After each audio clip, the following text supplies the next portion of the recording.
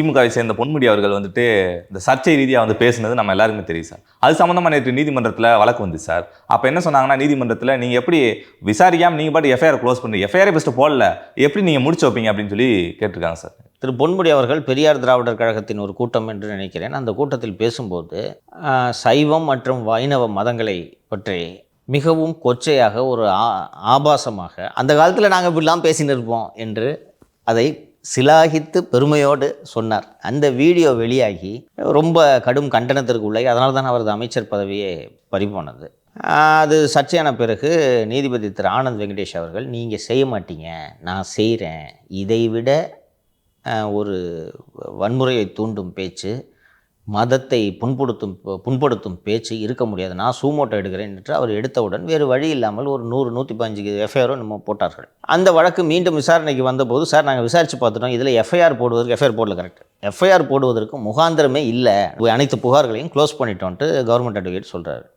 சொன்ன உடனே அப்போது திரு வேல்முருகன் இருந்தார் என்று நினைக்கிறேன், நீதிபதி திரு வேல்முருகன் அவர்கள், சரிப்பா க்ளோஸ் பண்ணேன், கம்ப்ளைண்ட்டை க்ளோஸ் பண்ணுறதுக்குன்னு ஒரு முறை இருக்குது, கம்ப்ளைண்ட்டை க்ளோஸ் பண்ணிட்டா உங்களுக்கு கம்ப்ளைண்ட்டை நான் க்ளோஸ் பண்ணிட்டேன், இதை விசாரிக்கிறதுக்கு ஒன்றும் இல்லைன்ட்டு யார் புகார் கொடுத்தாங்களோ அவங்களுக்கு இந்த தகவலை சொன்னீங்களா என்று கேட்டதும், நேற்று இந்த வழக்கு விசாரணைக்கு வரும்போது, சார் பாருங்கள் சார், நாங்கள் இவ்வளோ பேருக்கும் எல்லாத்தையும் சொல்லிட்டு வந்து பாருங்கள், இது ஸ்பீட் போஸ்ட்டில் அனுப்பிச்சிருக்கோம், பாருங்கள் எல்லாருக்கும் போய் சேர்ந்துருச்சு என்று சொன்னதும், சரி நீங்கள் முடிச்சிட்டோம், எஃப்ஐஆர் போட வேண்டிய அவசியம் இல்லைன்னு சொல்கிறீங்க, ஒத்துக்கிறோம், எஃப்ஐஆர் போட வேண்டிய அவசியம் இல்லைன்ட்டு எதை வச்சு நீங்கள் முடிவு பண்ணீங்க என்று நீதிபதி கேட்கவும், இவர்கள் சார் இது இப்போ புதுசாக பேசுனதில் 1972 பேசுனதை இவர் திருப்பி சொல்லியிருக்காரு, நினைவு கூர்ந்திருக்காரு, அதன் அடிப்படையில் இது ஒரு பிரச்சனை சொன்னோன்னே, அப்படின்னா சரி என்ன பண்ணுறீங்க, அந்த 72 பேசுனாங்க நீங்கள்ல, அதை எடுத்துன்னு வாங்க, அந்த ஆடியோ கொண்டு இதில் இப்போ பேசுனாங்கல்ல இதையும் எடுத்துகிட்டு வாங்க, ரெண்டையும் வச்சு ஒப்பிட்டு அதே தான் பேசியிருக்காரான்னு பார்ப்போம், மாட்டிக்கிட்டாங்க, நீ எங்கேருந்து போய் எடுப்பீங்க, ஸோ அதை ரெண்டையும் எடுத்துகிட்டு வாங்க நம்ம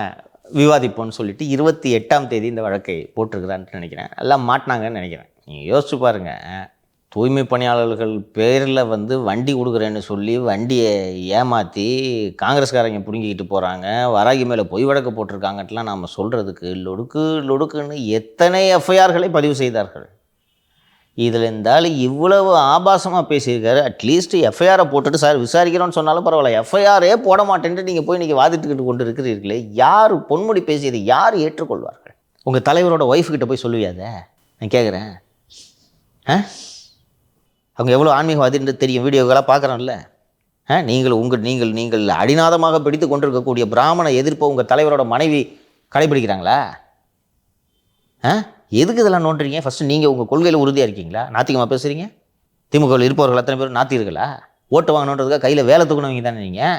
மாநாடு நடக்கணும்னா போய் எந்த நல்ல நேரம் பார்த்துட்டு ஹாஸ்பிட்டலேருந்து டிஸ்சார்ஜ் ஆகிறதுக்கு 4:15 மணிக்கிட்டு நீங்கள் ராகு காலம் முடிஞ்சவொன்னே தானே டிஸ்சார்ஜ் பண்ணுறீங்க. நீங்கள் பேசலாமா? எதுக்கு இதை மேடையில் பேசணும்? அப்போ இது மாதிரி நடந்திருக்கு. அட்லீஸ்ட் குறைந்தபட்சம் பொன்முடியை காப்பாற்றணும். ஒரு ஆளுங்கட்சியோட அமைச்சரையே தூக்கி உள்ளே வைக்க மாட்டாங்க, ரிமாண்ட் பண்ண மாட்டாங்க, நான் அதை புரிஞ்சுக்கிறேன். எஃப்ஐஆரை போட்டு வச்சுட்டு சார் போட்டிருக்கோம் சார் விசாரிக்கிறோம் சார், ரைட்டாக குறைஞ்சது அதாவது சொல்லலாம்ல. அது என்ன கோர்ட்டு சொல்லிட்டா எஃப்ஐஆர் போட்டுருவோமா?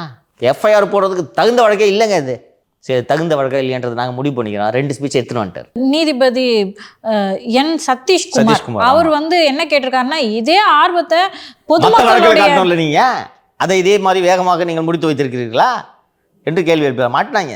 இந்த கேஸில் அட்வொகேட் ஜெனரலே போய் அப்பியர் ஆகிறாருன்னா போதும், எவ்வளோ சீரியஸாக எடுத்துக்கிறாங்க. பார்ப்போம் என்ன பதில் சொல்கிறாங்கன்னா 28ஆம் தேதி பார்ப்போம்.